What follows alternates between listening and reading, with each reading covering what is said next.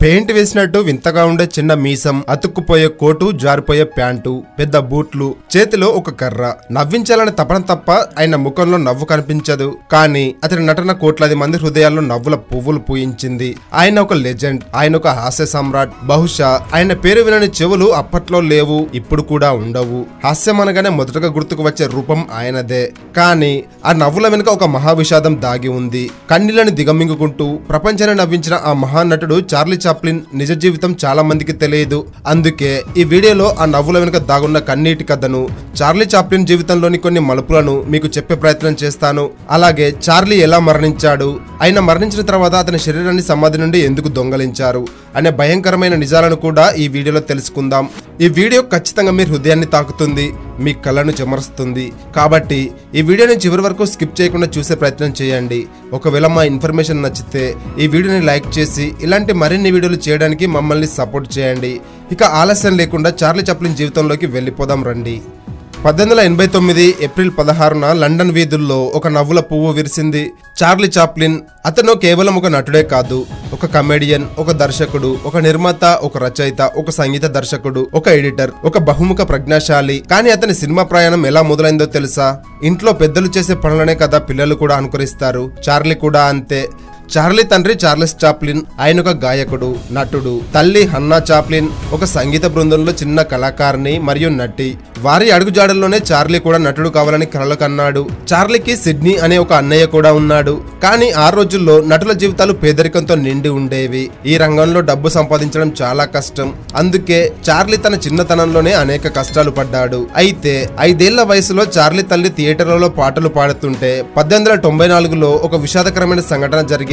ఆమె స్వరం ప్రజలకు నచ్చక కొందరు ఆమెపై వస్తువులు విసిరేయడం మొదలు పెట్టారు. అవమానంతో దుఃఖంతో ఆమె స్టేజ్ దిగి ఏడుస్తూ వెళ్లిపోయింది. ఆ దృశ్యం చార్లీ హృదయాన్ని కలిచివేసింది. తట్టుకోలేకపోయాడు. వెంటనే స్టేజ్ మీదకు పరిగెత్తి తన తల్లి పాడిన పాటనే పాడాడు. ఆ చిన్నారి గొంతులోని ఆత్రత, ఆ పాటలోని భావం ప్రేక్షకులను కట్టిపడేసింది. అందరూ లేచి నిలబడి చప్పట్లతో అభినందించారు.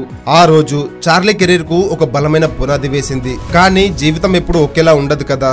అదే సమయంలో అతని తల్లిదండ్రులు విడాకులు తీసుకున్నారు. దాంతో తండ్రి తాగుడికి బానిసయ్యాడు. మరో మహిళతో సంబంధం పెట్టుకున్నాడు. కానీ ఆ బంధం కూడా ఎక్కువ కాలం నిలవలేదు. చివరికి ఒంటరిగా పేదరికంలో మరణించాడు. చార్లీకి తల్లిదండ్రులు ఉన్నా లేనట్టే. తల్లితోనే పెరిగాడు. కష్టాలు అతన్ని నీడలా వెంటాడుతూనే ఉన్నాయి. ఒకరోజు తన కష్టాలు ఎక్కువ అవుతున్నాయని తల్లి కోర్టులో కేసు వేసింది. కోర్టు కొంత డబ్బు ఇవ్వమని తీర్పు చెప్పింది. కొన్ని రోజులు చార్లీ తండ్రి డబ్బు పంపిస్తూ ఉన్నాడు.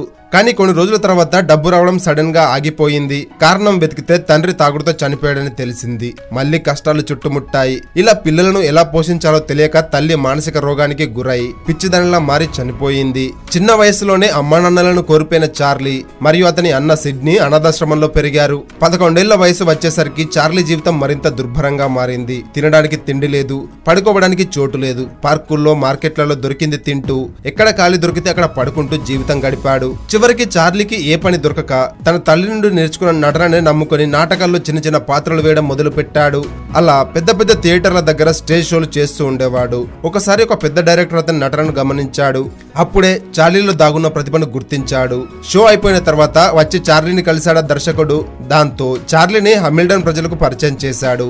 ఏజ్ వైవ్ అనే నాటకంలో చార్లీకి అవకాశం వచ్చింది. కానీ చదువు మధ్యలో ఆగిపోవడంతో డైలాగులు చదవడం అతనికి పెద్ద సమస్యగా మారింది. కానీ చార్లీకి మాత్రం అద్భుతమైన జ్ఞాపక శక్తి ఉండేది. ఏదైనా ఒక్కసారి వింటే గుర్తుండిపోయేది. అలా విన్న డైలాగులను యథాతథంగా చెప్పేశాడు. దాంతో చార్లీ ప్రతిభతో ఆ నాటకం పెద్ద విజయం సాధించింది. అలా ఆ రోజు ప్రపంచానికి ఒక గొప్ప నటుడు పరిచయం అయ్యాడు. అప్పటి నుండి అతని నటన చూసిన వారంతా నీకు గొప్ప భవిష్యత్తుందని దీవించేవారు. తర్వాత తన అన్న సిడ్నీ ద్వారా ఫ్రెండ్ కార్నో అనే కంపెనీలో నటుడిగా చేరాడు. 1910 నుండి 1913 వరకు ఆ కంపెనీతోనే కలిసి అమెరికాలో స్టేజ్ షోలు చేస్తూ తన ప్రయాణాన్ని కొనసాగించాడు చార్లీ. అక్కడ కూడా అతనికి మంచి పేరు వచ్చింది. అలా చూస్తుండగానే చార్లీకి అనేక మంది అభిమానులయ్యారు. అలాంటి అభిమానుల్లో ఒకరైన మార్క్ సెనెట్, కీస్టోన్ స్టూడియో యజమాని, నటుడు మరియు దర్శకుడు. అప్పటికే మార్క్ చాలా సినిమాలు తీశాడు. చార్లీలోని ప్రతిభను గుర్తించి తన సినిమాల్లో అవకాశం ఇచ్చాడు. అలా మొదటిసారి 1914లో చార్లీ చాప్లిన్ కీస్టోన్ సినిమాల్లో హాస్య నటుడిగా కనిపించడం మొదలు పెట్టాడు. చార్లీ నటించిన మొదటి చిన్న సినిమా 1914 ఫిబ్రవరి 2న విడుదలైంది. ఆ తర్వాత అదే ఏడాది ఫిబ్రవరి 7న, ఫిబ్రవరి 9న మరో 2 సినిమాలు విడుదలయ్యాయి. ఆ సంవత్సరంలోనే చార్లీ నటించిన మొత్తం 35 సినిమాలు విడుదలయ్యాయి. అంటే దాదాపు ప్రతి 10 రోజులకు ఒక సినిమా విడుదలయ్యేది. ఒక సంవత్సరం తిరిగేసరికి 1915లో ఎసోనే అనే కంపెనీ చార్లీతో ఒక భారీ ఒప్పందం కుదుర్చుకుంది. అప్పటికే ప్రజల్లో చార్లీ క్రేజ్ ఎంతగా పెరిగిందో ఊహించుకోండి. తర్వాత 1916 నుండి 1917 వరకు మ్యూచువల్ ఫిల్మ్ అనే కంపెనీ వారానికి $10,000 ఇచ్చేలా ఒప్పందం చేసుకుంది. అప్పట్లో హాలీవుడ్ చరిత్రలోనే అంత ఎక్కువ పారితోషికం తీసుకున్న నటుడు మరొకరు లేరు. కానీ ఇంత విజయం సాధించినప్పటికీ అతని జీవితంలో సంతోషం మాత్రం లేదు.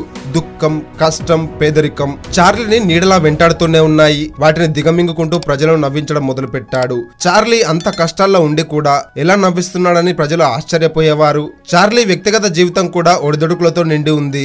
చార్లీ 4 పెళ్లిళ్లు చేసుకున్నాడు. మొదటి భార్య మిల్ట్రెడ్ హారిస్ ను 1918లో పెళ్లి చేసుకున్నాడు. వారికి ఒక కొడుకు పుట్టినప్పటికీ 2 రోజుల్లోనే చనిపోయాడు. 2 ఏళ్లలోనే వారి బంధం ముగిసింది. తర్వాత 1924లో లీటా గ్రేని పెళ్లి చేసుకున్నాడు. వారికి 2 పిల్లలు. కానీ 3 ఏళ్లలోనే విడాకులు తీసుకున్నారు.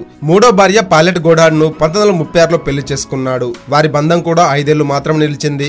చివరికి చార్లీ 53 ఏళ్ల వయసులో 18 ఏళ్ల ఈనా ఓనిల్ ను 1943లో పెళ్లి చేసుకున్నాడు. వారికి 8 మంది పిల్లలు పుట్టారు. చార్లీ ఎత్తు సాధారణ మనుషుల కంటే చాలా తక్కువ, కేవలం 5.5 అంగుళాలు మాత్రమే ఉంటుంది. కానీ అతని ప్రతిభ ముందు ఆ ఎత్తు కూడా చిన్నబోయింది. ఒకసారి చార్లీ జర్మనీ నియంత అడాల్ఫ్ హిట్లర్ ను వ్యంగ్యంగా అనుకరిస్తూ ది గ్రేట్ డిక్టేటర్ అనే సినిమాను తీయడంతో అతను ఒక రష్యన్ ఏజెంట్ అని కొందరు ఆరోపించారు. అమెరికన్ ప్రభుత్వం 10 ఏళ్ల పాటు చార్లీ వెంట పడింది. కేసులు కూడా నమోదయ్యాయి. చివరకు తనను ఆదరించిన అమెరికాను వదిలి స్విట్జర్లాండ్ కు వెళ్లవలసి వచ్చింది. చార్లీ తనపై వచ్చిన నిందలను తట్టుకోలేకపోయాడు. స్విట్జర్లాండ్ లో ఉంటూనే Monsieur, Verdoux, Limelight, a king in New York, a countess from Hong Kong వంటి అద్భుతమైన సినిమాలు తీశాడు. ఇంకో ఆసక్తికర విషయం ఏంటంటే మాజీ ప్రధానులు జవహర్లాల్ నెహ్రూ మరియు ఇందిరాగాంధీ కూడా స్విట్జర్లాండ్ లో చార్లీని కలిశారు. చార్లీ తన జీవిత చరిత్రలో మహాత్మా గాంధీ అంటే తనకు చాలా ఇష్టమని రాసుకొచ్చాడు. అందుకే బ్రిటిష్ ప్రధాని విన్స్టన్ చర్చిల్ ను కలిసినప్పుడు గాంధీని కలవాలని అభ్యర్థించాడు. అలా చార్లీ చాప్లిన్ మహాత్మా గాంధీని కూడా కలిశాడు. కొన్ని సంవత్సరాలు గడిచిన తర్వాత చార్లీ ఏ దేశాన్ని వదిలి స్విట్జర్లాండ్ కు వెళ్లాడో సరిగ్గా 20 సంవత్సరాల తర్వాత మళ్ళీ అదే దేశానికి అంటే అమెరికాకు వెళ్లవలసి వచ్చింది. అది కూడా ఆస్కార్ అవార్డును అందుకోవడానికి. 1972లో చార్లీకి గౌరవ అకాడమీ అవార్డు లభించింది. చార్లీ వేదికపైకి వచ్చినప్పుడు అక్కడున్న ప్రతి ఒక్కరు లేచి నిలబడి 12 నిమిషాల పాటు చప్పట్లు కొడుతూ అపూర్వమైన స్వాగతం పలికారు. ఆస్కార్ చరిత్రలో అంత ఎక్కువ మంది నిలబడి చప్పట్లు కొట్టడం కేవలం చార్లీకి తప్ప మరెవరికి ఆ అదృష్టం లభించలేదు. కానీ మీకు తెలుసా, ప్రపంచాన్ని నవ్వించిన ఆ మహానీయుడు ఎలా చనిపోయాడని? 1977 డిసెంబర్ 25న చార్లీ చాప్లిన్ కు నిద్రలో బ్రెయిన్ స్ట్రోక్ వచ్చింది.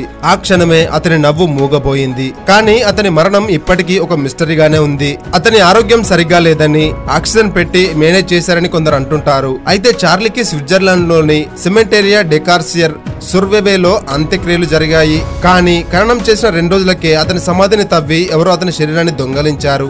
చార్లీ శరీరాన్ని తిరిగి ఇవ్వాలంటే $6 లక్షల ఇవ్వాలని డిమాండ్ చేశారు. కానీ పోలీసులు అతని 4వ భార్య ఈనా ఓనిల్ ఫోన్ ను ట్యాప్ చేసి 2.5 నెలల తర్వాత ఆ దొంగలను పట్టుకున్నారు. మళ్ళీ చార్లీ చాప్లిన్ శరీరాన్ని అదే సమాధిలో శాశ్వతంగా నిద్రపుచ్చారు. శారీరకంగా మరణించిన చార్లీ చాప్లిన్ ఈ యుగం అంతమయ్యే వరకు మనల్ని నవ్విస్తూనే ఉంటాడు. కాబట్టి చార్లీ ఎప్పటికైనా అమరుడే. సో ఫ్రెండ్స్, ఇది చార్లీ చాప్లిన్ గురించి. మీలో చాలా మందికి తెలియని విషాదకరమైన కథ. ఈ వీడియో చూసిన తర్వాత మీ హృదయం బరువై ఉంటే, మీ కళ్ళు చెమర్చితే తప్పకుండా కింద కామెంట్ చేయండి. చార్లీపై మీకున్న ప్రేమను, గౌరవాన్ని లైక్ రూపంలో తెలియజేయండి. మీ స్నేహితులు మరియు కుటుంబ సభ్యులతో కూడా షేర్ చేయండి. ఇలాంటి మరిన్ని హృదయాలను తాకే కథల కోసం మా ఛానల్ను సబ్స్క్రైబ్ చేసుకొని పక్కనే ఉన్న బెల్ ఐకాన్ను క్లిక్ చేయడం మాత్రం మర్చిపోకండి. ఈ వీడియోను చివరి వరకు చూసినందుకు మీ అందరికీ నా హృదయపూర్వక ధన్యవాదాలు.